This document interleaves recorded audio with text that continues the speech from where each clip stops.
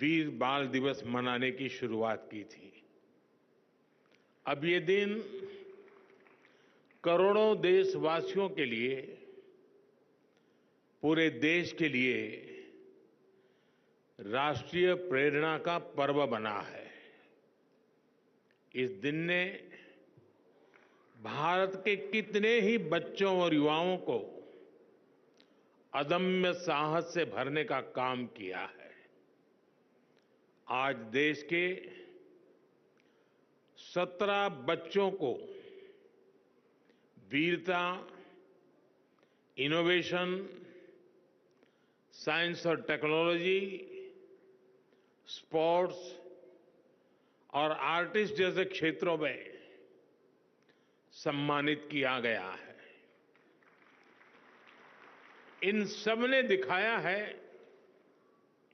कि भारत के बच्चे, भारत के युवा क्या कुछ करने की क्षमता रखते हैं। मैं इस अवसर पर हमारे गुरुओं के चरणों में, वीर साहबजादों के चरणों में श्रद्धापूर्वक नमन करता हूं।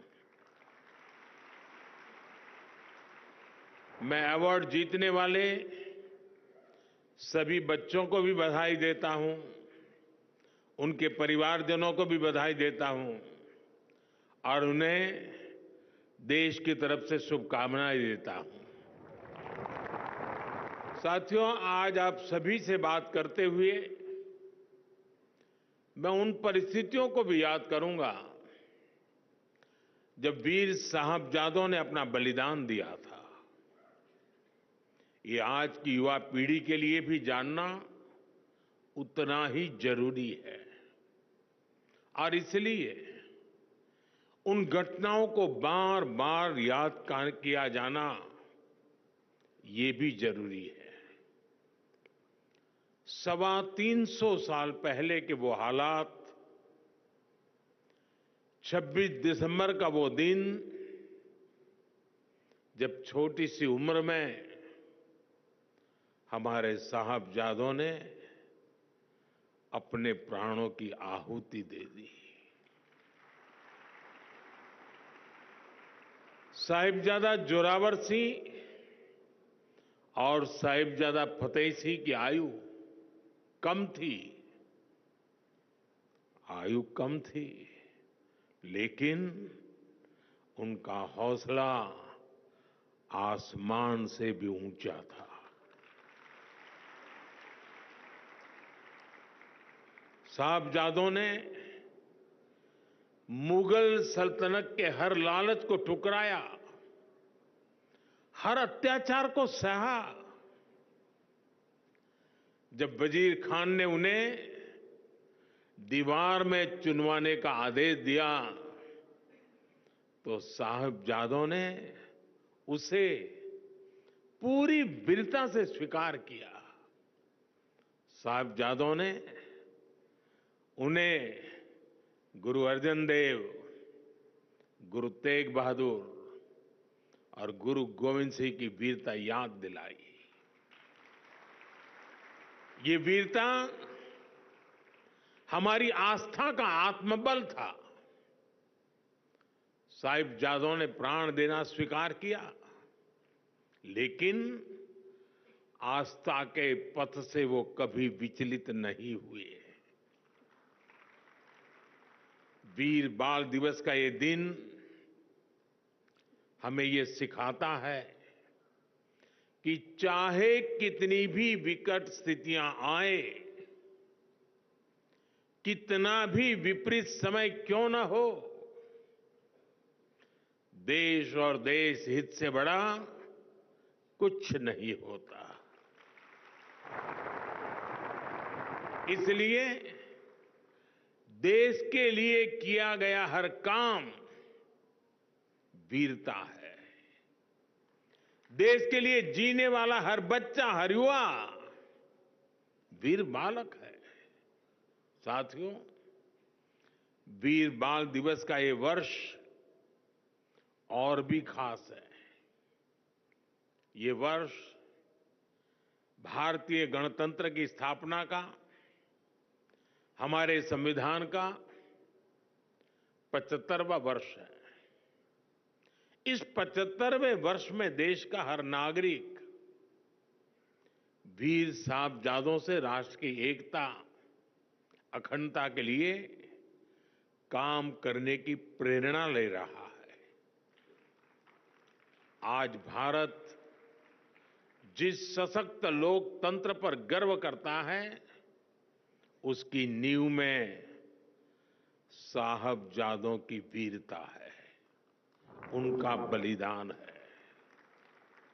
हमारा लोकतंत्र हमें अंत्योदय की प्रेरणा देता है, संविधान में सिखाता है कि देश में कोई भी छोटा बड़ा नहीं है, और ये नीति, ये प्रेरणा हमारे गुरुओं के सर्वदा भला के उस मंत्र को भी सिखाती है, जिसमें सभी के समान कल्याण की बात कही गई है।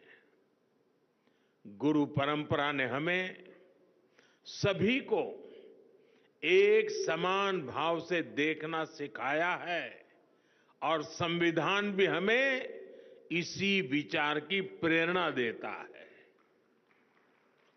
वीर साहिबजादों का जीवन हमें देश की अखंडता और विचारों से कोई समझौता ना करने की सीख देता है, और संविधान भी हमें भारत की प्रभुता और अखंडता को सर्वोपरि रखने का सिद्धांत देता है।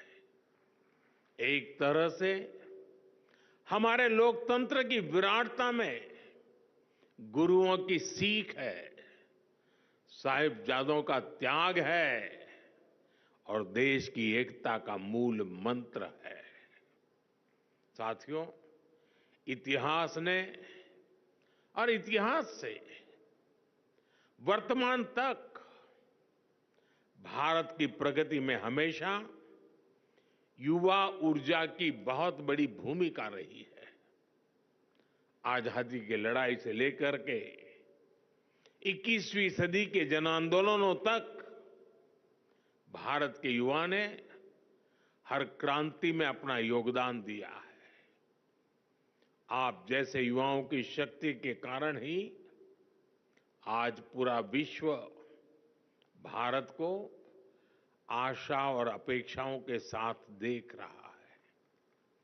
आज भारत में स्टार्टअप से साइंस तक, स्पोर्ट्स से एंटरप्रेन्योरशिप तक युवा शक्ति नई क्रांति कर रही है, और इसीलिए हमारी पॉलिसी में भी युवाओं को शक्ति देना सरकार का सबसे बड़ा फोकस है। स्टार्टअप का इकोसिस्टम हो, स्पेस इकोनॉमी का भविष्य हो, स्पोर्ट्स और फिटनेस सेक्टर हो, फिनटेक और मैन्युफैक्चरिंग की इंडस्ट्री हो, स्किल डेवलपमेंट और इंटर्नशिप की योजना हो, सारी नीतियां यूथ सेंट्रिक है, युवा केंद्रीय है, नौजवानों के हित से जुड़ी हुई है। आज देश के विकास से जुड़े हर सेक्टर में नौजवानों को नए मौके मिल रहे हैं। उनकी प्रतिभा को, उनके आत्मबल को सरकार का साथ मिल रहा है। मेरे युवा दोस्तों, आज तेजी से बदलते विश्व में आवश्यकताएं भी नई हैं, अपेक्षाएं भी नई हैं, और भविष्य की दिशाएं भी नई हैं। ये युग अब मशीनों से आगे बढ़कर मशीन लर्निंग की दिशा में बढ़ चुका है।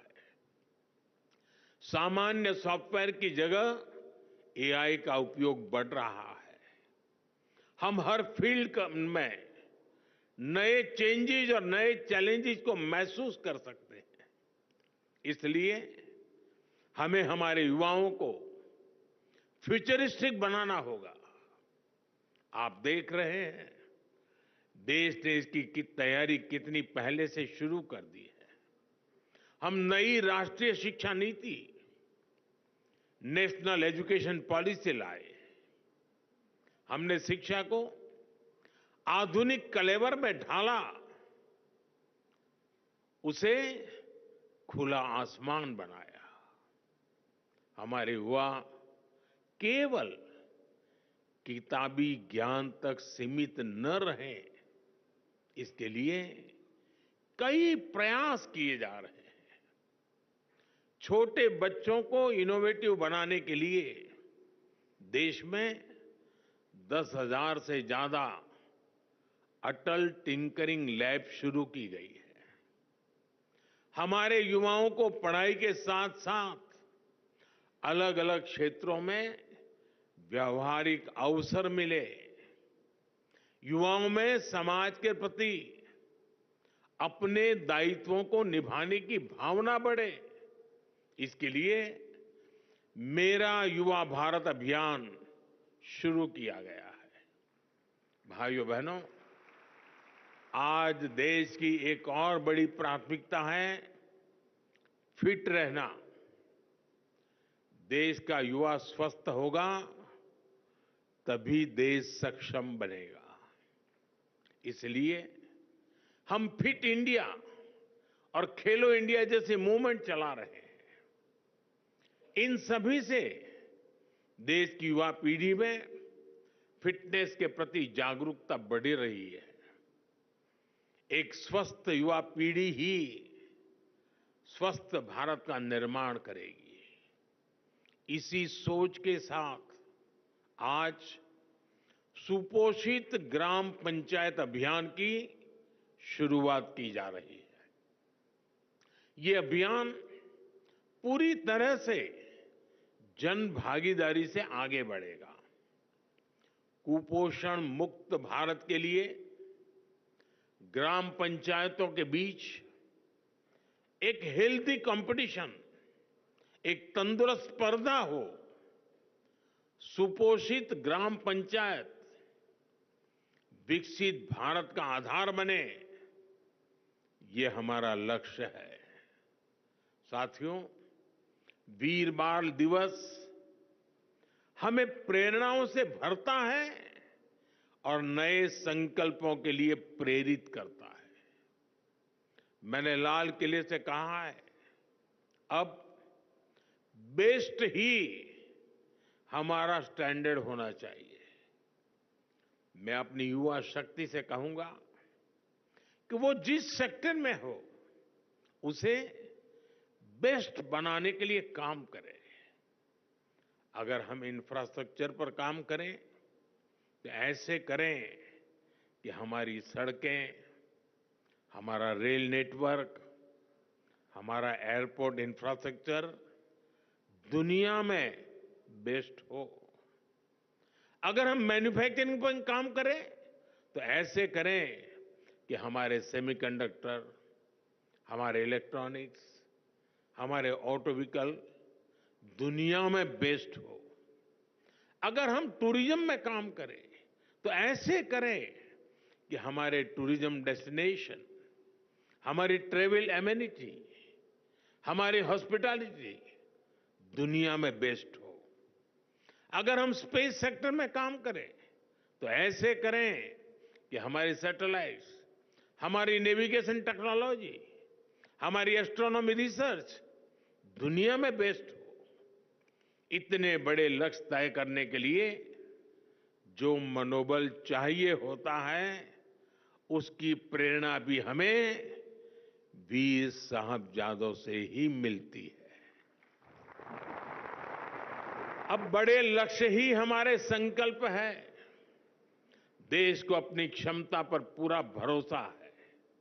मैं जानता हूं भारत को जो युवा दुनिया की सबसे बड़ी कंपनियों की कमाल संभाल सकता है, भारत का जो युवा अपने इनोवेशन से आधुनिक विश्व को दिशा दे सकता है, जो युवा दुनिया के हर बड़े देश में, हर क्षेत्र में अपना लोहा मनवा सकता है, वो युवा जब उसे आज नए अवसर मिल रहे हैं तो वो अपने देश के लिए क्या कुछ नहीं कर सकता।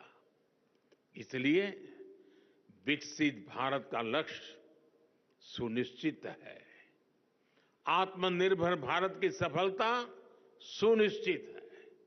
साथियों, समय हर देश के युवा को अपने देश का भाग्य बदलने का मौका देता है। एक ऐसा कालखंड जब देश के युवा अपने साहस से, अपने सामर्थ्य से देश का कायाकल्प कर सकते हैं। देश ने आजादी की लड़ाई के समय देखा है, भारत के युवाओं ने तब विदेशी सत्ता का घमंड तोड़ दिया था।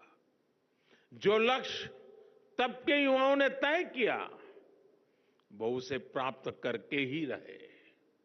अब आज के युवाओं के सामने भी विकसित भारत का लक्ष्य है। इस दशक में हमें अगले 25 वर्षों के तेज विकास की नींव रखनी है। इसलिए भारत के युवाओं को ज्यादा से ज्यादा इस समय का लाभ उठाना है। हर सेक्टर में खुद भी आगे बढ़ना है, देश को भी आगे बढ़ाना है। मैंने इसी साल लाल किले की प्राचीर से कहा है, मैं देश में 1 लाख ऐसे युवाओं को राजनीति में लाना चाहता हूं जिसके परिवार का कोई भी सक्रिय राजनीति में न रहा हो। अगले 25 साल के लिए ये शुरुआत बहुत महत्वपूर्ण है। मैं हमारे युवाओं से कहूंगा कि वो इस अभियान का हिस्सा बने ताकि देश की राजनीति में एक नवीन पीढ़ी का उदय हो। इसी सोच के साथ अगले साल की शुरुआत में 2025 जनवरी में स्वामी विवेकानंद जी की जयंती के अवसर पर विकसित भारत यंग लीडर्स डायलॉग का आयोजन भी हो रहा है। पूरे देश, गांव-गांव से, शहर और कस्बों से लाखों युवा इसका हिस्सा बन रहे हैं।